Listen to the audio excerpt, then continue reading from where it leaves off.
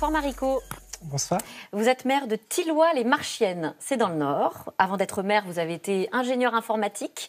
Vous avez 3 enfants, une vie somme toute rangée. Et puis, le grand saut, à 40 ans, eh bien, vous assumez votre identité, vous devenez une femme. C'est la journée internationale de la visibilité transgenre. Pour le coup, la visibilité, ça vous parle puisque vous êtes la première maire transgenre de France. Vous êtes à la tête d'un petit village de campagne, 550 habitants. On imagine le bouleversement il y a un an quand vous êtes élu. Votre slogan d'ailleurs, c'est « Réveiller le village ». Voilà, pour le coup, c'est réussi. Oui, tout à fait. Enfin, les villageois ne s'attendaient pas à ça. Moi non plus, d'ailleurs. Je pensais qu'on allait juste avoir une anecdote un petit peu dans les faits divers, comme on voit parfois. Puis non, ça a eu un retentissement qui a dépassé le cadre du village, le cadre national aussi, puisqu'on a été sollicité par les médias étrangers qui étaient un peu surpris de ce fait. Oui, vous disiez, je ne m'attendais pas à ce point-là, que ça soit relayé à l'international aussi, d'ailleurs. Tout à fait. Alors au début, ça amusait un peu. Maintenant, j'avoue que ça agace un peu le village parce que c'est un peu trop. Et puis ils sont étonnés de ce battage médiatique. Moi-même, j'étais étonné, mais en fait, je me suis rendu compte que c'était un vrai symbole de normalité. Beaucoup de personnes m'ont dit mais tu sais, grâce à toi, on a perdu nos préjugés, on voit les choses d'une autre façon. Parce qu'on parle de la visibilité, mais en fait, avant, on a toujours une visibilité, mais extrêmement négative. Voilà, la prostitution, les caricatures, les folles, la cage aux folles, c'était des caricatures. Donc on avait une visibilité qui n'était pas très sympathique. Et là, on arrive dans une visibilité positive. C'est ça qui est intéressant. Et on se rend compte, on a aussi l'exemple avec le gouvernement Biden, où il y a une sénatrice trans, une conseillère trans. Donc on dit, tiens, maintenant, c'est pas que les caricatures de cinéma. Vous dites, la peur vient de l'inconnu. À partir du moment où on vous connaît, il n'y a plus de peur. Bon, il faut quand même préciser que vous avez été élu à plus de 70%. Vous avez succédé à un maire qui était là depuis plus de 20 ans. Est-ce que ce statut dont vous parlez, ce statut finalement de rôle modèle, qui peut être aussi un peu lourd à porter, cette médiatisation, elle fait avancer, vous pensez, la cause LGBT ? C'est clair, ça fait d'autant plus avancer que je n'ai jamais été une personne militante. Dans cette là, comme je dis souvent, on ne peut pas demander une normalité et passer son temps à réclamer sa différence. Donc, moi, n'ayant jamais été une personne militante, au final, mon discours devient plus universel. C'est pour ça aussi, on me demande, est-ce que je vais être militant de la cause LGBT ? Non, parce que ça a plus de force d'avoir une représentativité dans la norme que de toujours se segmenter sur une catégorie de personnes très minoritaire. Et en même temps, on est vraiment à la traîne en France, en tout cas au niveau représentation politique, vous le disiez, et par rapport à d'autres pays. Alors, la France est un pays assez réactionnaire, au final. Vous avez vu, on a mis 1,5 million de personnes dans la rue pour le mariage pour tous, alors que la très catholique Irlande, ça a été une formalité. On voit les débats sur la PMA, la GPA, alors que c'est acquis dans des pays, chez nos voisins, en Belgique, en Espagne, depuis très longtemps. Pourtant, ce n'est pas des pays extrémistes. Et en France... En Belgique, il y a un ministre. En Belgique, Petra de Sutter. Petra de Sutter, qui est devenue ministre. Alors, j'ai travaillé en Belgique, donc mes amis belges disent bah oui, c'est bien, mais voilà, il n'y a aucun souci pour eux, ils applaudissent. Donc, j'ai reçu beaucoup de félicitations de mes amis belges. Et c'est vrai qu'en Belgique, c'est un non-événement, en fait. En France, ça prend plus de temps. Vous disiez vous-même, il y a eu des visions caricaturales des personnes transgenres. Vous citiez la cage aux folles, on se souvient de Priscilla Folle du désert.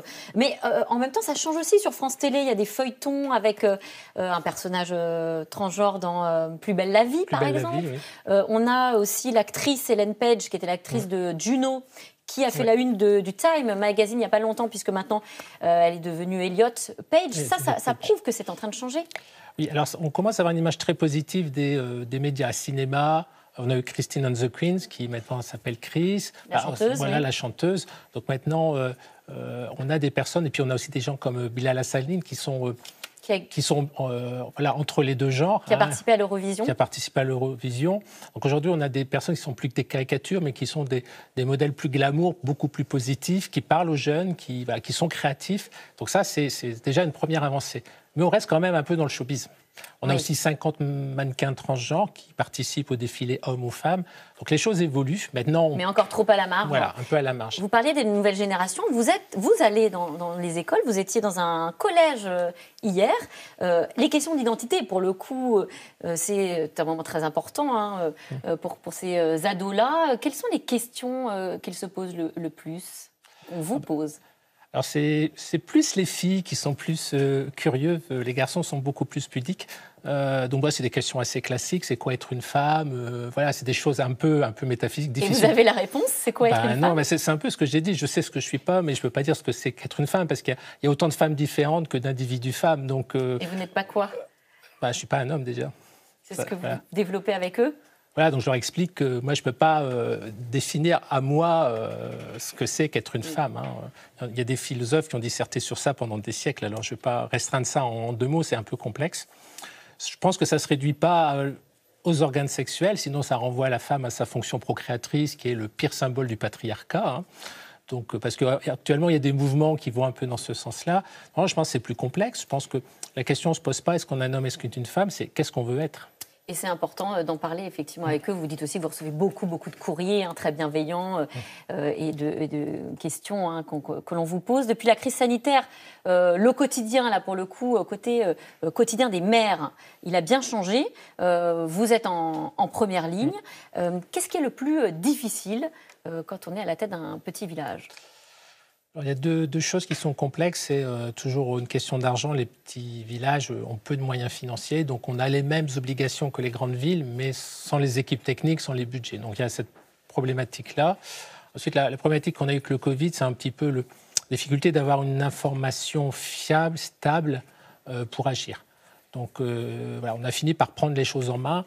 Sur le village, avec l'intercommunalité, on a demandé à des couturiers de fabriquer des masques, on a mis en place du circuit court, on a mis en place la solidarité avec les habitants. Alors, c'est plus facile à la campagne. Pour respecter le confinement, voilà. pour les gestes barrières, pour les vaccins. Ça s'est bien passé.